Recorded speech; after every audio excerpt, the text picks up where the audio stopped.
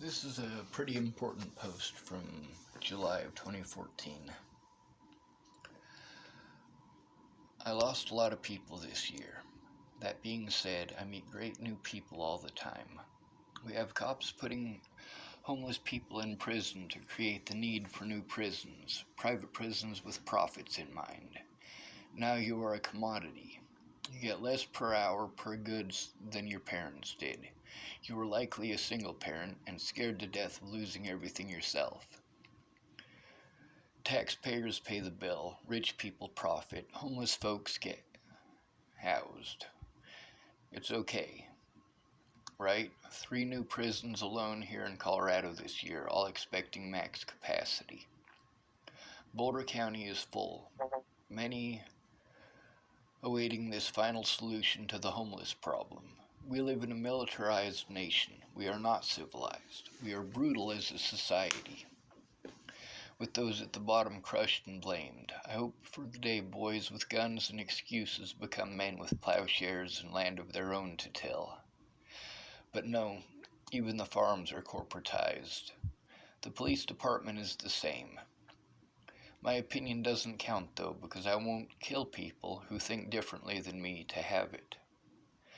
Good people do a lot to help these homeless folks, but the laws are seriously effed up and destroying all of the good the taxpayers of America are doing and making them pay to do it.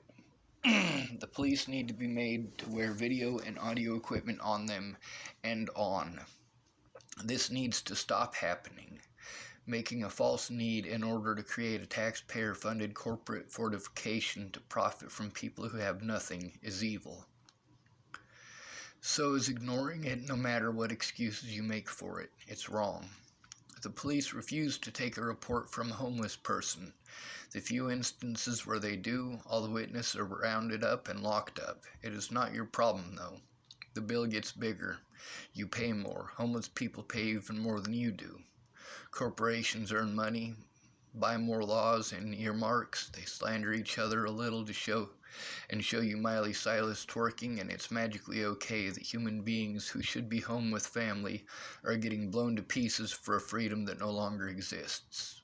Welcome to the Matrix. You may now plug back into your iPhone.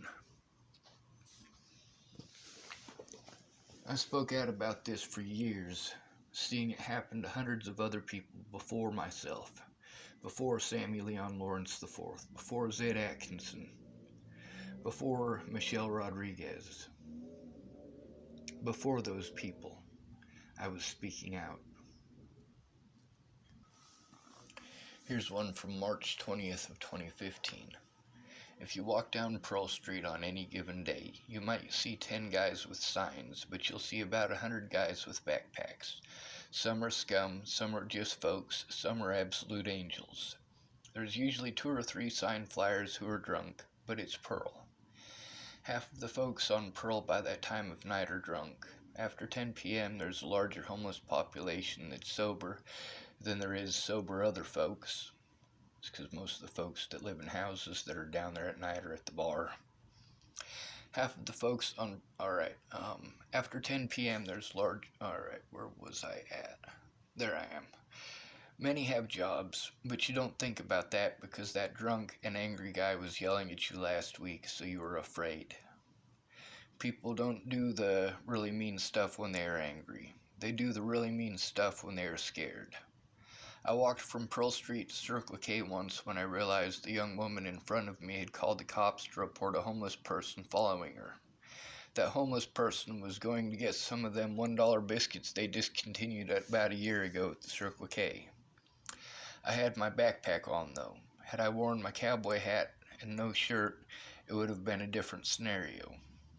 I did not have a safe place for my gear, or my bag would have been stowed away. It's real tough to find a place to stow your gear safely when you go in for an interview, and people stare at you like you raped their dog, and shout mean things and throw things. It's not easy at all. And staying close to a network of friends for safety in numbers and close to transportation or work availability all contribute to why people are where they are. Not all mean drunks are homeless, and not all homeless are mean or drunk. See, those are old posts. That's who I used to be before I was forced into a situation where I could not defend myself and was not allowed. I already knew what the tactics are.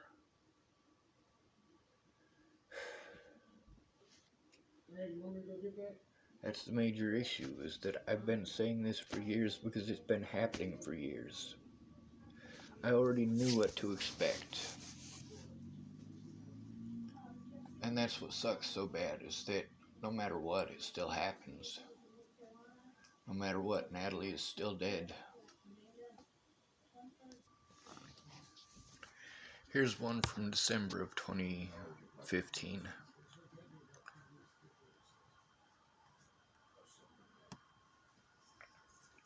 When I see a police officer walk past 3 black men who are smoking to give a homeless man a ticket, it is a reminder that it's not a race issue, it's a victim issue. It's easy to victimize the broke, and we set stuff up to keep people broke. Since black folks were slaves, they probably did not come from inherited wealth, so are easy to victimize. But homeless folks are still public enemy number one. It's a class war. But it's not my fault. The poor kill the poor over it. Cops and soldiers are on the wrong side.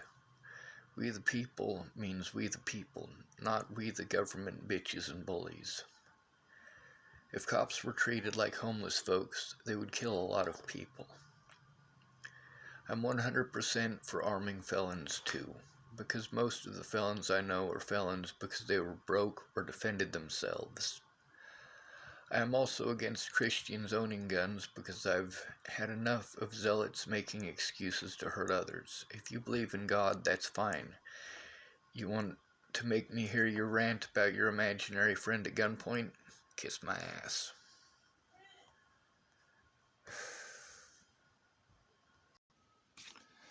Alright, so this is from December 8th, 2016.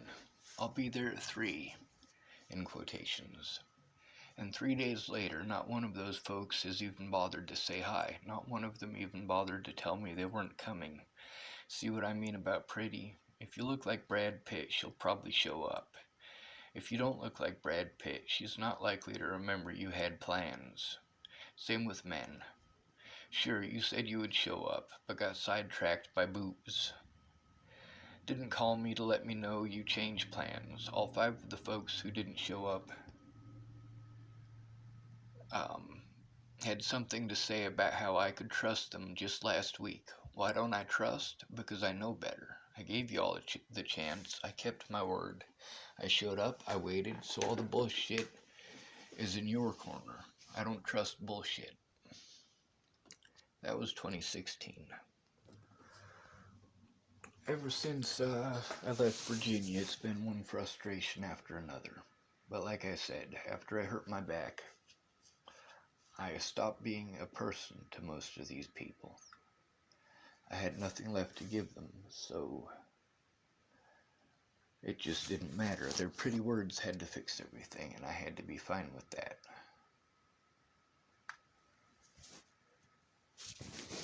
I should have been allowed to defend myself. I had people who were hating me over assumptions they had about situations that they'd never been in.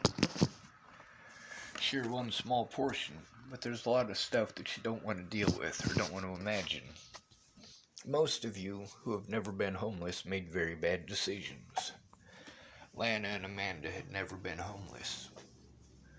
The things that they judged me by that hurt me so greatly are all things that they just assumed about the homeless.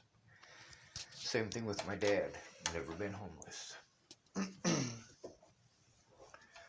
There's a lot of people who had never been homeless, who felt like they were entitled to force their opinion on me, and I needed to believe the way that they want to throw at me. No, I'm the one who's in this experience. I'm the one living it. I'm the one who understands homelessness from a homeless point of view, and I already know your point of view. So maybe, instead of telling me your point of view again, you stop and listen to my perspective. Because from my perspective, it's abusive. From the perspective of most homeless people, it's abusive. I worked hard for a lot of years and never had my own place. Was always subservient to others. Always had to keep my mouth shut, bite my tongue, go to work, and hope that eventually I'll have the money to get up and out of that. People should never have had to donate money to me. I shouldn't have had my money stolen to begin with. I needed help to get those things back. And after almost 2 years, Miss Peaches did not write that report that she said she would. Miss Tabby did not write that report like she said she would. Graham, he wrote something down, but it was basically him trying to show that he could write pretty words. He can write a string of pretty words, although it did have some facts in there. But the fact is, they threw me away when I no longer had resources. Graham was supposed to pay me some money for some of my tools, and that would have given me enough to get my car out and go to the appointments that were required of me by the kangaroo courts of the state of Colorado.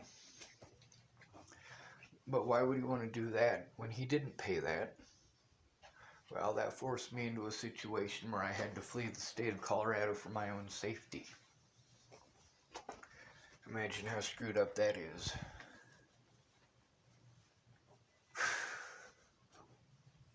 And he got all of my tools anyway. Well, the ones that Joshua Eichelberger didn't sell for methamphetamines anyway.